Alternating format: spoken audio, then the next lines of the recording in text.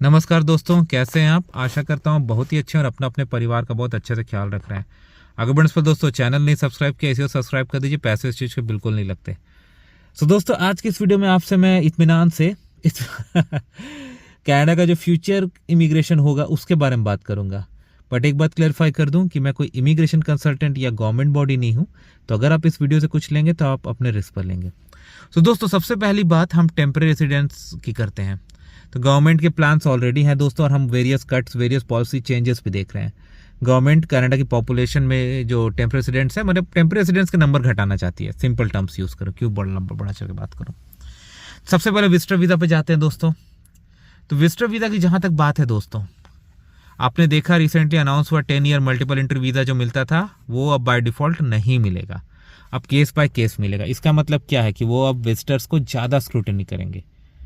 और ऐसे बहुत सारे केसेस हुए हैं कि लोग विजिटर वीज़ा लेके आके असाइलम क्लेम करते हैं या अंदर से वर्क परमिट अप्लाई करते हैं, बहुत कुछ होता है। तो ये सब चीज़ों पे भी गवर्नमेंट अब क्रैकडाउन कर रही है, तो हमें उनके चेंजेस देखने मिलेंगे डाउन द लाइन। तो ये चीज़ हमको केयरफुल रहना होगा। सो ये हम यहाँ पर लेस नंबर्स देखेंगे, नो डाउट। ओके, अगर वो ज़्यादा स्क्रूटनी करते हैं, ज़्यादा क्वेश्चनिंग करते हैं एयरपोर्ट पे, तो ये चीज़ हमें डेफिनेटली देखने को मिलेगी। दूसरा है दोस्तों स्टडी परमिट।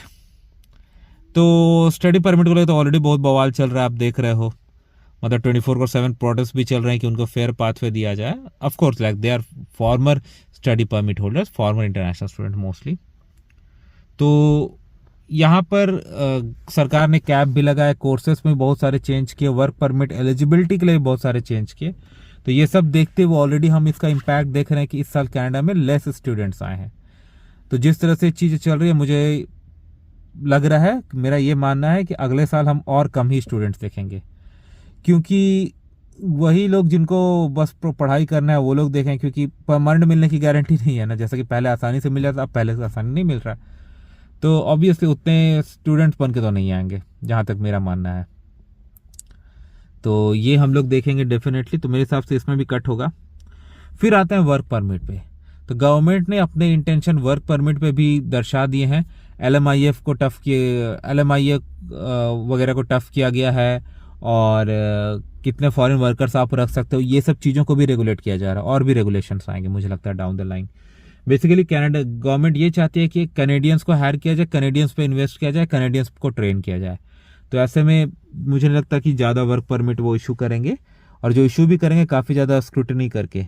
मैं ये नहीं कह रहा दोस्तों कि ये तीन चीज़ें जो अभी भी बंद नहीं हुआ है दोस्तों, और ये चलता रहेगा। लेकिन कहने का मतलब यही है कि पहले जितने आसानी से मिल जाता था अब वो नहीं मिलेगा।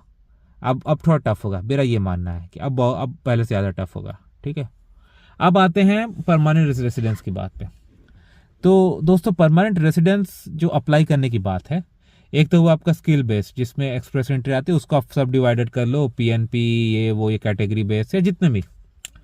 तो जो PNP बेस्ड है तो उस पर फेडरल गवर्नमेंट का पूरी तरह कंट्रोल नहीं है, वो प्रोविंस का भी है। तो अगर प्रोविंस वाइज हम जाएं तो हम ये देख रहे हैं कि बहुत सारे प्रोविंस ने भी अपने रूल्स रेगुलेशंस को चेंज किए हैं रिसेंटली, और शायद और ज़्यादा स्ट्रिक्ट करेंगे, क्योंकि उनके पास पूरा हक है अपनी सिचुएशन, अपने करंट इकोनॉमी, अपने सोशल इकोनॉमी स्टेटस और बाकी सारे जॉब मार्केट सबको देखते हुए। क्यूबेक में भी बहुत सारे रिस्ट्रिक्शंस, बहुत सारे प्रोग्राम्स पे चेंजेस आए हैं। तो ये आते रहेंगे। मेरा ये डेफिनेटली मानना है कि ऐसा अभी डाउन द लाइन हमारे साथ और होगा, माने और भी प्रोविंस में ये सारी चीज़ों को टफ किया जाएगा, मुश्किल किया जाएगा। तो ये होने वाला है।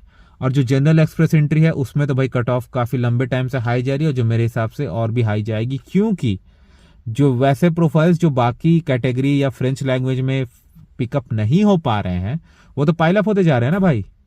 तो कंपटीशन तो बढ़ते जा रहा है ना भाई। तो मेरे हिसाब से जनरल में और कंपटीशन बढ़ेगा, कोई डाउट नहीं। अब बात करते हैं कैटेगरी बेस में। तो मेरा ये मानना है दोस्तों, कुछ कैटेगरीज जैसे हेल्थ केयर ले लीजिए, जिसमें कि एकदम सीवियर शॉर्टेज है, इसमें अगर कट ऑफ एकदम से नीचे चल जाता है तो मैं जरा भी सरप्राइज नहीं होऊंगा, क्योंकि हाँ भाई हेल्थ केयर में ज़रूरत है, यहाँ पर हर हेल्थ केयर में बहुत ज़्यादा ज़रूरत है। उसके बाद दोस्तों फ्रेंच लैंग्वेज की अगर बात करें तो हम देख रहे हैं कि अभी फ्रेंच लैंग्वेज में भी स्कोर ऊपर की तरफ जा रहा है। पिछला ड्रॉ जो कंडक्ट हुआ था 478 पर आया, तो 478 पर आने का मतलब है कि इसमें ये हुआ है कि ज़्यादा हाई स्कोरिंग प्रोफाइल्स आ रहे हैं फ्रेंच में। दोस्तों आपको एक बात बताता हूँ, यहाँ पे काफ़ी लोग अभी फ्रेंच सीख रहे हैं, क्योंकि सबको पता है कि फ्रेंच आज के दिन में भी एक की है कनाडा में घुसने की, लाइक पीआर अप्लाई करने की थ्रू एक्सप्रेस एंट्री।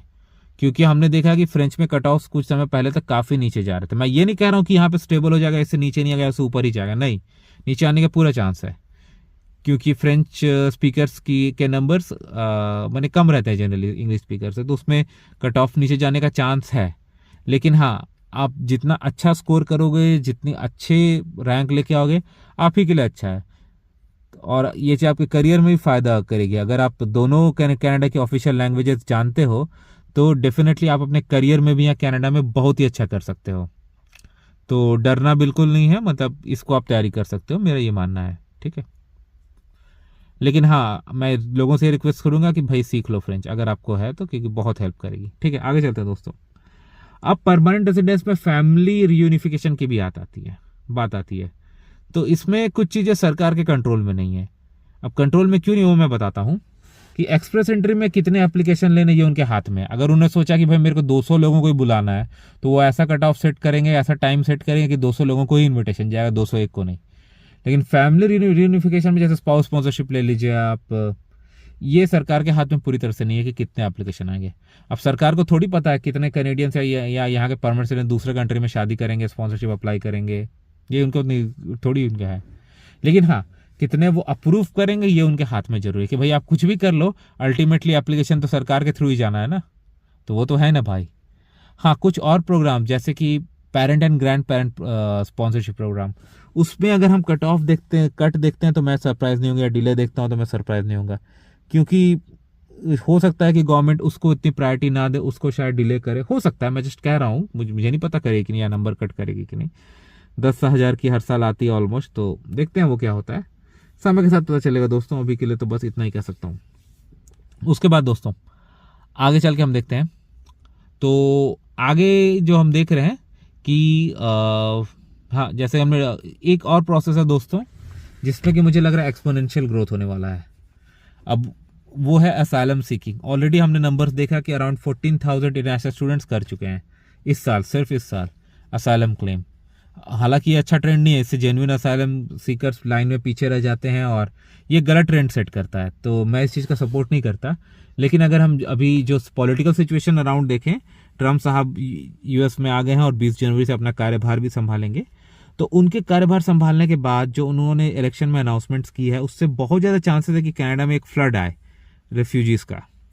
तो अगर 2 लाख से ऊपर की बैकलॉग आज के डेट में है, तो उस समय ये बैकलॉग कितनी जाएगी भगवान जाने। तो ऐसे में हो सकता है कि रेफ्यूजी प्रोसेसिंग में लंबा टाइम लगे।